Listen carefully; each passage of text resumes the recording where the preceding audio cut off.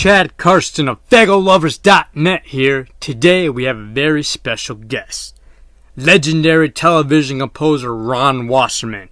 If you don't know who he is, well, Ron wrote and sang the original Go-Go Power Rangers theme song, among many other hit TV shows. This is for all you 90s kids who grew up on the colorful spandex superheroes who fought giant monsters to save the universe. Today is the 25th anniversary of Power Rangers.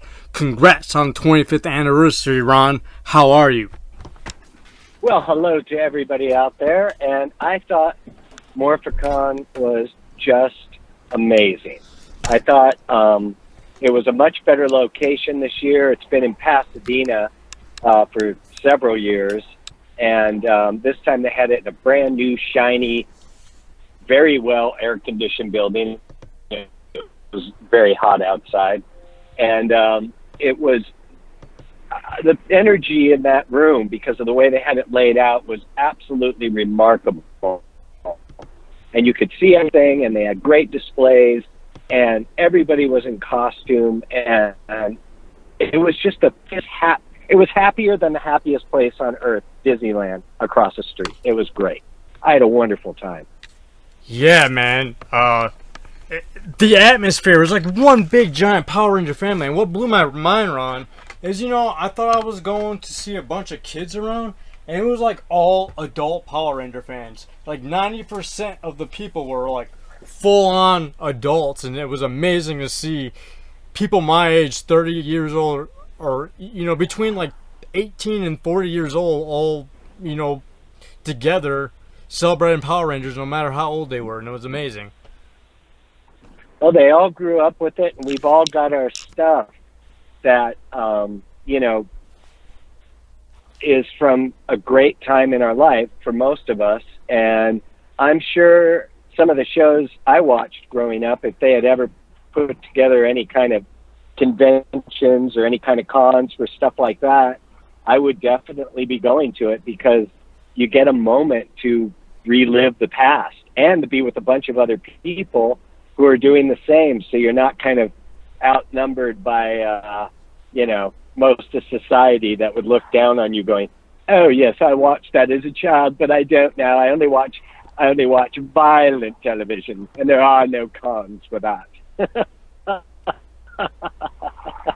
Yeah, exactly.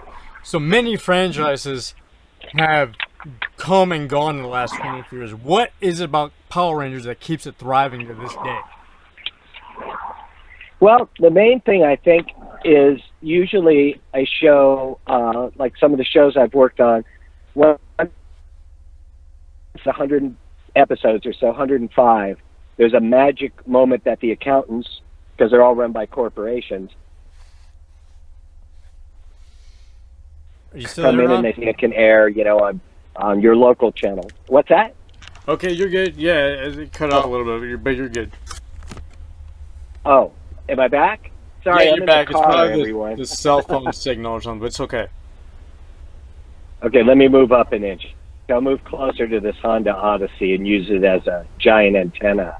Well, the thing is, the reason I think it's lasted is because it wasn't, always controlled by a massive corporation where the accountants would say, oh, we've done 100 episodes, which is the average for syndication, and now we've sold it throughout the country, and we've sold it internationally, and now we just make money on it. So to heck with the fans, that's enough. And that happens a lot.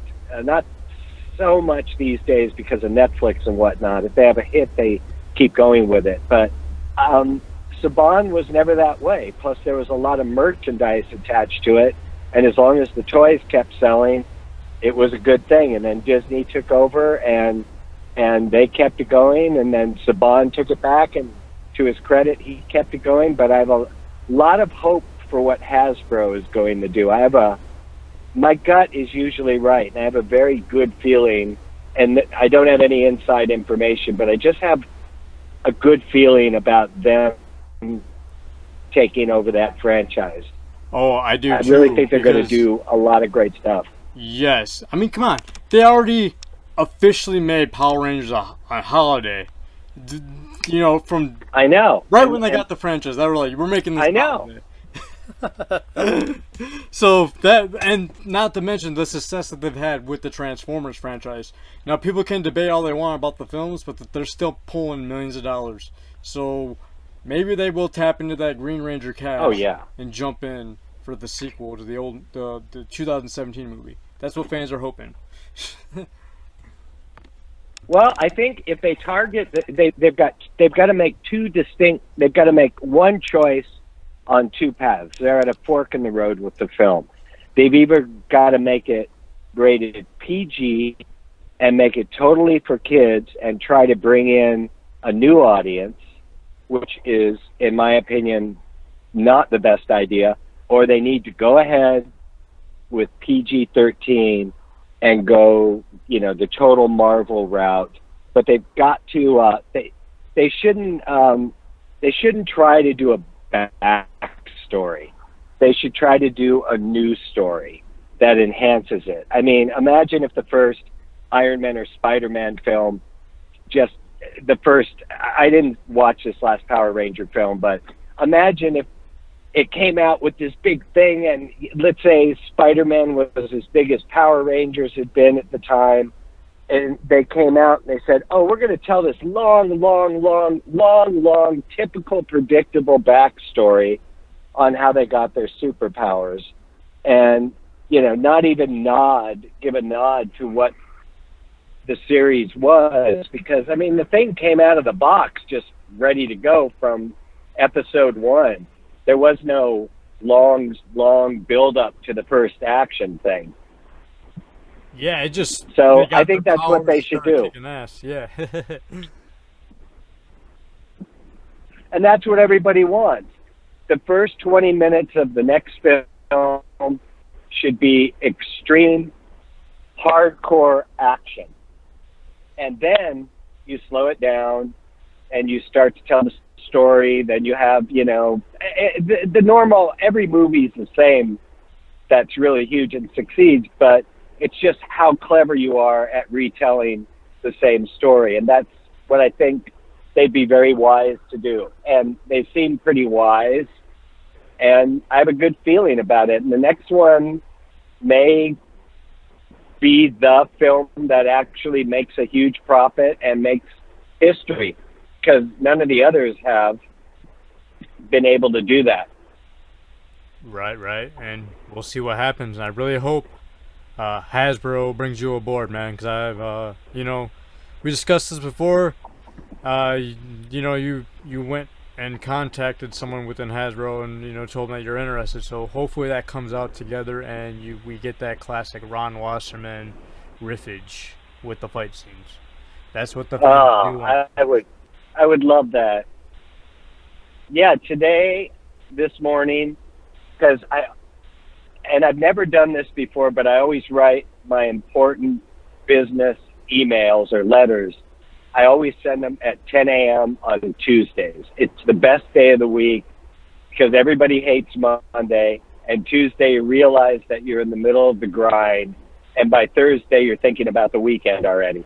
So I wrote one of the people, the higher ups at Hasbro, this morning at 10, and they got back to me and were thrilled that I contacted them, and they're going to talk to the showrunner and see if that person's interested. And for those of you that don't know what a showrunner is, it's usually the person that's in charge of everything and is the head writer and gets to hire all the major players, you know, has final say on the actors, the director, the cameraman, the sound people, the location, the costume people, and the composer, and so on. So hopefully that person... yeah, hopefully they listen to you. Is open to at least having the show really rock again. Yeah, I'm excited, brother, and I really hope that does turn out for you. Hopefully the fans can just get on Twitter and just, hey, tweet it out. You never know. Well, if they, you know, if they say, depending on the, you know, if their reply is, you know, we're kind of going in a different direction, then I understand that, and I'll politely I'll let people know, because I was asked by about 50, 70 people at Morphicon, have you heard from Hasbro? So I figured I better get an answer one way or another. The fans are already. And now that it's,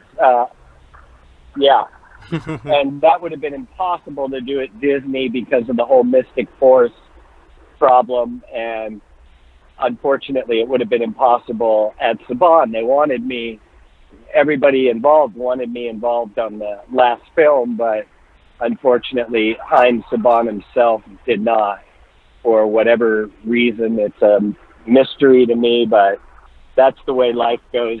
This is a crazy business. Exactly. And when fans come up to you and tell you that your music motivates them to work out or have a better day, I mean, come on, man. At Morphicon during the Angel Grove prom, people were singing Go-Go Power Rangers as loud as they could. How does it make you feel? That made me feel like $1,000,000, because the DJ did not know probably who I even was. I was in the back of the room. Nobody went up and told him, but he had this kind of a mashup track and I don't remember what song it went into. Then it went back to the chorus on Go-Go Power Rangers, and I was in line at the bar, and I got everybody singing because they knew who I was, and it was an amazing moment. It's one I'll never forget. It really was just so fun. And as the whole event was. Yeah, exactly. The Shattered Grid panel, you already know it was incredible. But what made your personal experience more incredible than, the average person sitting in there? Well, first of all, getting called up and having the whole room, for every actor they did this, but to also get that kind of a reception from the audience really made me feel great. And to watch those guys read the script that Kyle Higgins, the director on Shattered Grid and the guy who does the comic books, he had written that. They had not received a copy ahead of time, and it was just a table read, a cold read. And they did an amazing job. And the gal, I forgot her name, that played Rita, Barbara was Goodson. off the chart. She sounded unbelievable. She sounded exactly. Oh, I agree with you. I pretty much, this is going to sound a little corny, but I teared up a little bit during her performance because it just brought back all this wave of nostalgia. That's how well she did it. You know what I mean? Yeah. Yeah. You're right. That's exactly how well she did it. It was remarkable. And to have classic cast members, who haven't been part of the Saban brand in years. Obviously Hasbro bought it, but, they're in the middle of a transition where Boom is still under the Saban name. But yeah, just to see that and it was incredible. Everybody did 100%, 10%, like you said. Yeah, it was amazing. It's only a shame that Jason David Frank couldn't come over to read his part. Because his line was 10 hours long. It's crazy. Exactly. I know. It looked like he had 200 people or more. He'd been doing it all day, but he still had that when we started that read at whatever it was, 7 o'clock. Yeah, it was nuts. Like, he started at like 9 a.m. and didn't get like 12 hours of signing. I give that dude props that he hung out there that long just so a fan could shake his hand and say hello. Like, it's crazy, man. Yep. And that's the most important thing to him. So, it's lovely that he did that. And it's great that he gives the whole day. And I saw part of one of the panels he was on, and he was amazing and charming and kind, and would talk to the few little kids that were in the audience. I mean, he sincerely seems like a really nice guy. And so, yeah, I give him props. Yeah, for real. I give you props. And he was even, oh, thank you. And he was nice back in the day, too. Nobody ever said a bad thing back about him when the show was being shot. It was always positive stuff. Oh yeah, because he came in like a real martial artist and like killed it, and that's what made the music. You made the music just so like beautifully crafted to where it worked around the fight scenes. And you know, which track do you hold dearest to your heart from season 1 and 2 that you wrote? Well, you know, I think my favorite song has always been "We Need a Hero." I'm sure that was season 2, but it's just always been the most emotional song. And I'm thinking it might be fun to pull up just my lead vocal, because I always stack my vocals, because everybody knows I'm not like, I've done this stuff, but I was never a singer. My wife's a real singer. I've hung out with real singers a lot. I'm not. But I've got it. I can get that rock voice, and I can get it, you know, coming out of my soul. There, excuse me. And so that I may pull up just the lead vocal alone and go ahead and do like a version with piano. I thought that might be kind of fun to do, because I should have done it a few days ago and put it out today for the anniversary, but oops. I was too busy. Yeah, it's National Power Rangers Day, man. We should just all celebrate and be happy that the franchise is still thriving. Yeah. And for you, I the know fact that you wrote arguably one of the biggest theme songs of the 90s, and people are still singing it to this day. So reflecting back 25 years ago, you know, did you ever think it would ever blow up to be this big? No, not at all. And you never ever know. I wrote it. I went, I like it. I had already tried to do a couple of other, for different shows, tried to get that kind of energy into a theme idea or score idea for Saban, and I was just shut down every time. But what happened here is they were in a rush. They were making a presentation, and they needed a theme fast. So, and I was working on something else for the project with my wife, so I banged that theme out in 2.5 hours, and the next day they came back and said, during the presentation, we played it for Fox, and they love it, as is. I thought, you know, okay, great, who's going to sing it? And they said, no, as is. You're the singer now. And I never knew it would turn into all these songs and all these other things. But no, at the moment, no.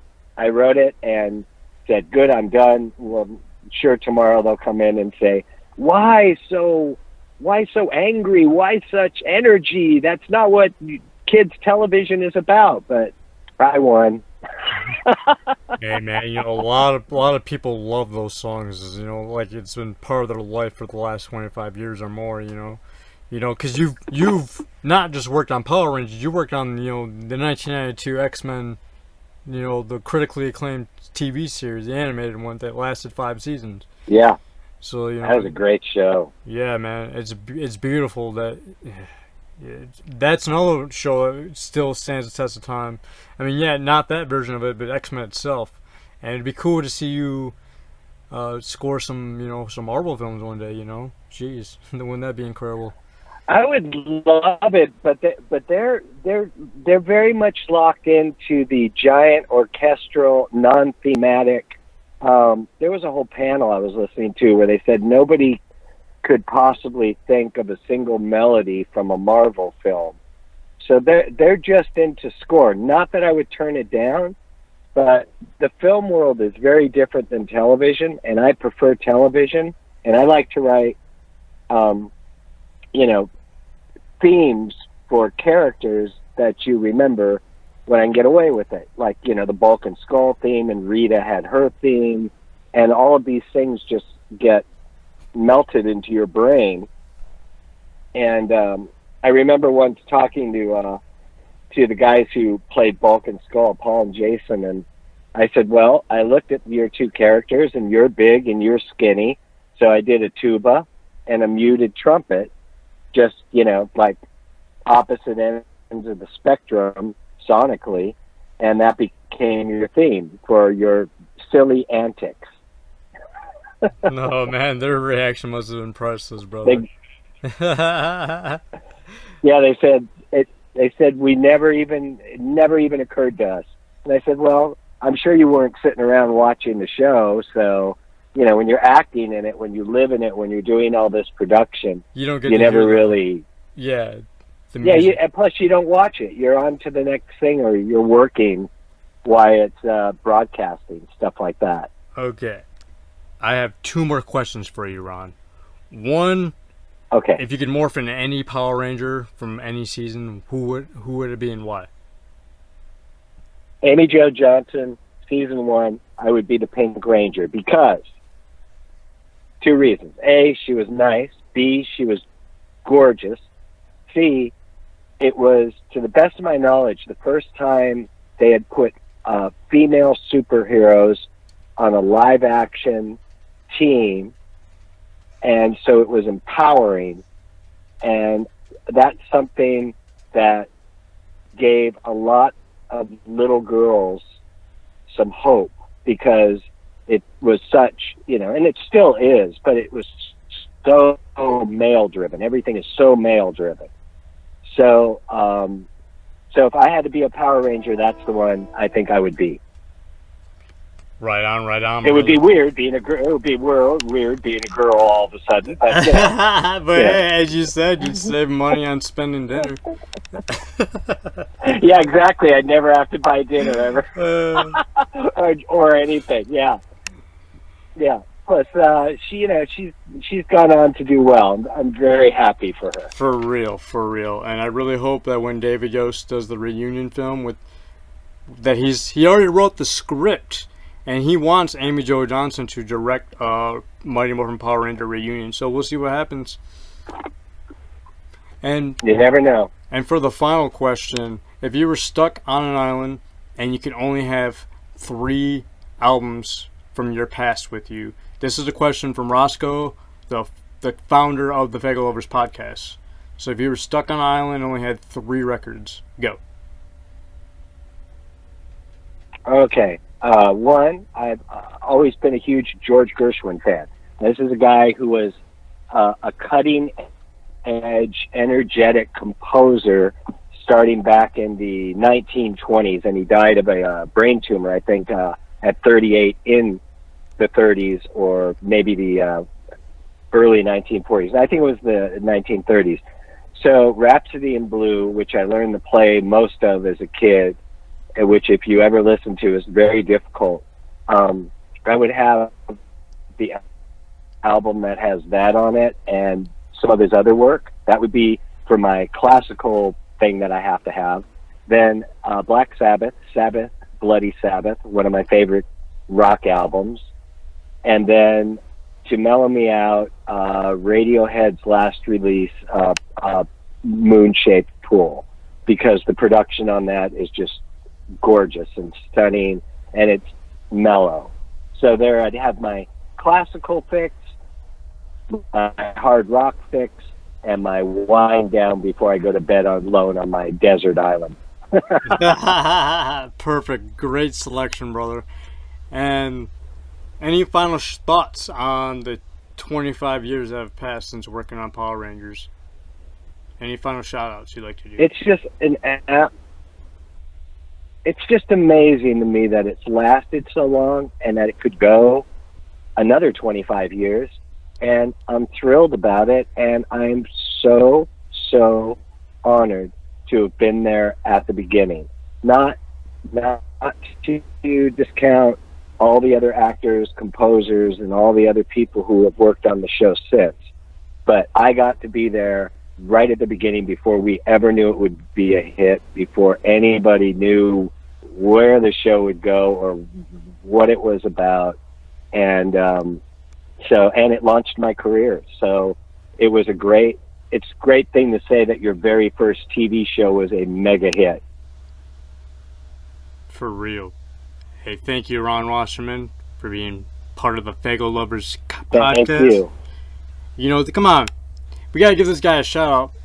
He's been a television composer since... Uh-oh, you're cutting out. You've been a television composer for over 25 years, and the fact that you're still going strong to this day is impressive, brother. We salute you for every single TV show you've did for Fox Kids and beyond. Thank you. Thank you so much, and you all have a lovely evening, and thanks so much for asking me to do this. I really appreciate it. And happy 25th anniversary Power Rangers Day to everybody out there.